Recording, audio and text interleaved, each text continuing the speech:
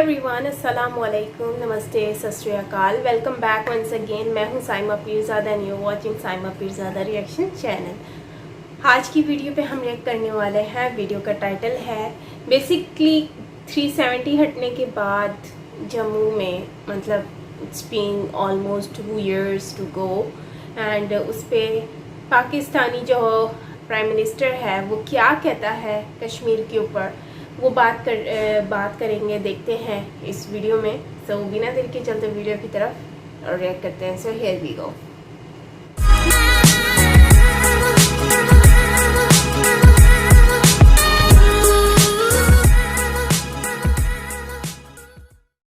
जम्मू कश्मीर से आर्टिकल 370 को हटाए गए लगभग 2 साल हो चुके हैं और इस 2 साल होने के बाद एक बार फिर से पाकिस्तान ने वही अपना पुराना राग अलापा है। पाकिस्तान ने कहा है कि भारत सरकार ने ये गलत कर दिया। गरीबी और आतंकवाद जैसे अहम मुद्दों पर आलोचना झेल रहे पाकिस्तान ने फिर से कश्मीर पर अपना राग अलापा है और सिलसिलेवार तरीके से कई ट्वीट्स पीएम इमरान खान ने किए हैं। इमरान खान ने कई दावे भी ट्वीट्स में किए हैं, लेकिन वो सारे दावे सिर्फ फर्जी हैं और कुछ भी नहीं।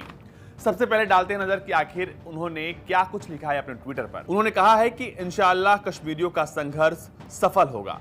पाकिस्तानी प्रधानमंत्री इमरान खान ने लिखा है कि जम्मू कश्मीर में 5 अगस्त 2019 को भारत की एकतरफा और अवैध कार्रवाई के आज 2 साल पूरे हो गए। इन 2 सालों में दुनिया ने भारतीय कब्जे वाले बलों द्वारा जम्मू कश्मीर में अभूतपूर्व उत्पीड़न देखा। इन 2 सालों में डेमोग्राफिक चेंज और कश्मीरी आइडेंटिटी को नष्ट करने के भारतीय कोशिशों को भी देखा गया। उन्होंने लिखा कि इंटरनेशनल कानूनों के उल्लंघन, ह्यूमन राइट्स के लगातार उल्लंघनों और अभूतपूर्व सैन्य घेराबंदी का सामना करने के बावजूद कश्मीरी लोग इस संघर्ष में निडर हैं। इसमें सबसे खास था कि उन्होंने लिखा है कि पाकिस्तान की सरकार कश्मीरी भाइयों और बहनों के दृढ़ और निडर संघर्ष के साथ है और उनको सलाम करती है। वाह, क्या बात है। पाकिस्तान की सरकार कश्मीर के लोगों को सलाम कर रही है, लेकिन पाकिस्तान की सरकार पाकिस्तान के लोगों के साथ बिल्कुल भी नहीं है। पाकिस्तान में क्या हो रहा है ये आप आए दिन मीडिया में देखते हैं, अखबारों में देखते हैं, वेबसाइट्स पे देखते हैं। और हाल ही में किस तरीके से वहाँ पे अल्पसंख्यक, वहाँ पे चीनी लोग, यहाँ तक कि पाकिस्तान के रहने वाले खुद लोग वहाँ पर असुरक्षित महसूस कर रहे हैं। आइए आगे सुनाते हैं कि और क्या कहा पाकिस्तानी प्रधानमंत्री इमरान खान ने। उन्होंने कहा कि ये अधिकार उन्हें संयुक्त राष्ट्र चार्टर और यूएनएससी में मिले हैं। मैंने वैश्विक मंच पर कश्मीरियों की आवाज उठाई है और जब तक कश्मीरियों को यूएनएससी के प्रस्तावों के अनुसार अपना भविष्य तय करने की अनुमति नहीं दी जाती है, तब तक ऐसा करता रहूंगा। पाकिस्तान कश्मीरियों के मामले को पूरे विश्वास के साथ लड़ना जारी रखेगा और इंशाअल्लाह कश्मीरियों का संघर्ष सफल होगा। सबसे आखिरी में उन्होंने जो ट्वीट किया उसमें उन्होंने फिर से एक ही राग अलापा है, वो है भारतीय सरकार जो है वो आरएसएस की विचारधारा से प्रेरित है। दरअसल इससे पहले इमरान खान से जब एक मीडिया कर्मी ने सवाल पूछा था भारत सरकार को लेकर और भारत के खिलाफ जो आतंकवादी रणनीति पाकिस्तान अपनाता है उसको लेकर, तो उस वक्त भी उन्होंने आरएसएस को जिम्मेदार ठहराया था, आरएसएस की विचारधारा का हवाला दिया था और फिर से एक बार उन्होंने आरएसएस का नाम लेकर अपना आखिरी ट्वीट किया है। उन्होंने लिखा है कि आज भारत सभी इंटरनेशनल कानूनों और मानदंडों का उल्लंघन करते हुए गलत कामों और राज्य प्रायोजित आतंकवाद के माध्यम से क्षेत्रीय स्थिरता को नष्ट कर रहा है। तो ये सब कुछ पाकिस्तान के प्रधानमंत्री इमरान खान ने लिखा है और आपको बता दें कि जो आज आतंकवाद की बात कर रहा है वो पूरी दुनिया में इसी नाम के लिए काफी मशहूर है। अगर पाकिस्तान के प्रधानमंत्री इमरान खान ये भूल गए हैं कि आतंकवाद कहां से शुरू हुआ और उसके लिए बदनाम कौन है, तो उन्हें ओसामा बिन लादेन को याद कर लेना चाहिए, जिनको उन्होंने अपनी संसद में ये कहा था कि वो एक फ्रीडम फाइटर है। अब जरा सोचिए, किसी देश का प्रधानमंत्री अगर किसी दुनिया के सबसे बड़े आतंकी को अगर ऐसा दर्जा देता है तो फिर वो पाकिस्तानी प्रधानमंत्री क्या चाहता है। सबसे बड़ी बात कि कश्मीर को लेकर भारत लगातार ये कहता रहा है कि आपने जो अवैध कब्जा किया है उसको आप खाली करिए। बावजूद इसके पाकिस्तान के प्रधानमंत्री इमरान खान लगातार यही राग अलापते हैं कि कश्मीर उनका है। खैर, सपना वो सालों से देख रहे हैं। उनसे पहले जितने हुक्मरान आए पाकिस्तान में उन्होंने भी देखा, अब ये भी वही सपना देख रहे हैं, लेकिन ये सपना सिर्फ सपना ही रह जाएगा, सच नहीं हो पाएगा। ओके गाइस, तो ये वीडियो है जिसमें बात की जा रही है अबाउट 370 आर्टिकल हटने के बाद अभी तक पाकिस्तानी जो गवर्नमेंट है वो अभी तक 370 के ऊपर ही बात डिस्कशंस कर रही है और जबकि आपको पता भी है कि पाकिस्तान की जो गवर्नमेंट है वो अभी भी यही चाहती है कि 370 आर्टिकल 370 जो है वो कश्मीर में दोबारा से लग जाए। लेकिन क्योंकि अब ये हटाया है गवर्नमेंट ने, इंडियन गवर्नमेंट ने, बीजेपी गवर्नमेंट ने हटा दिया है, अमित शाह जी, योगी आदित्यनाथ जी एंड मोदी जी, तो मुझे नहीं लगता कि ये आर्टिकल दोबारा से लगेगा। भले पाकिस्तानी गवर्नमेंट कितना भी बोले कि हम लोग ये हटा दोबारा से लगा दिया जाए। अच्छा, जहाँ तक मैंने देखा है कि वहाँ के लोग भी बहुत ज़्यादा खुश हैं 370 हटने के बाद, और वहाँ पर 4G भी आ गया। और पहले इतने सालों तक 4G नहीं था, नेट नहीं था, वहाँ पर लोग बिना नेट के रहते थे, 2G से गुजारा किया करते थे थोड़ा बहुत। लेकिन 370 हटने के बाद हमने ये सारी चीज़ें देखी कि 370 हटने के बाद काफ़ी चीज़ें जो है वो इम्प्रूवमेंट आई।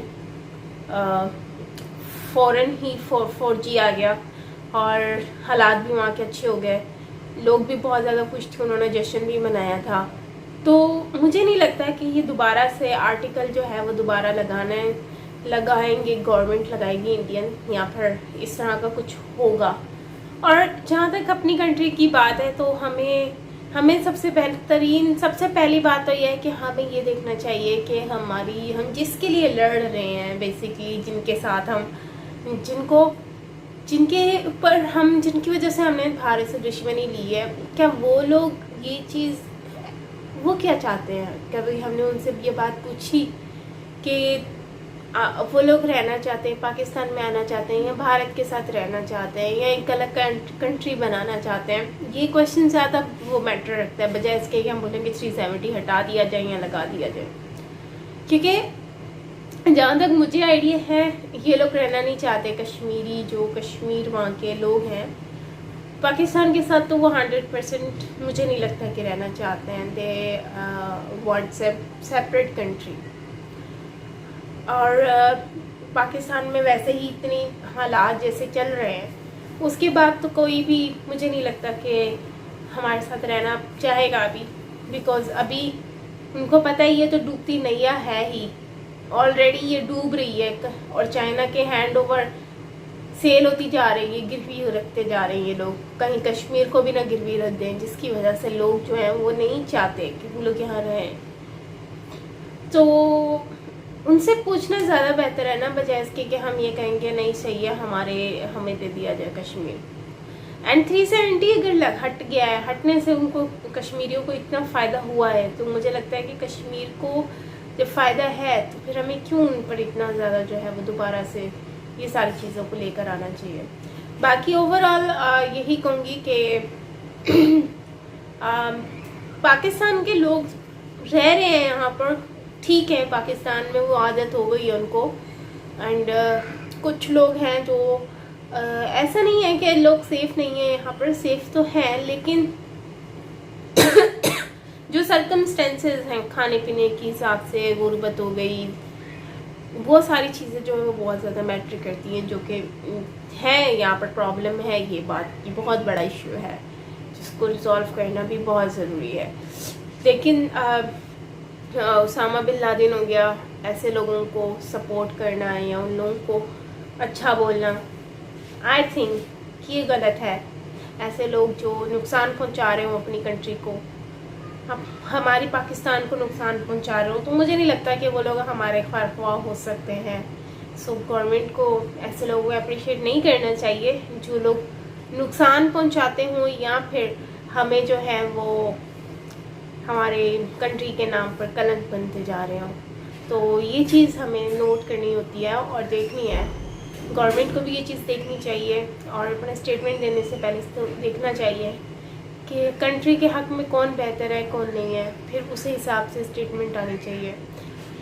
बाकी 370 के अकॉर्डिंगली तो मैं यही कहूँगी कि fine, if Kashmiri peoples are happy then उनको हैप्पी रहने दिया जाए, बजाय इसके कि हम उनको ज़बरदस्ती खींच कर अपनी तरफ घसीटें या उस तरफ धकेलें।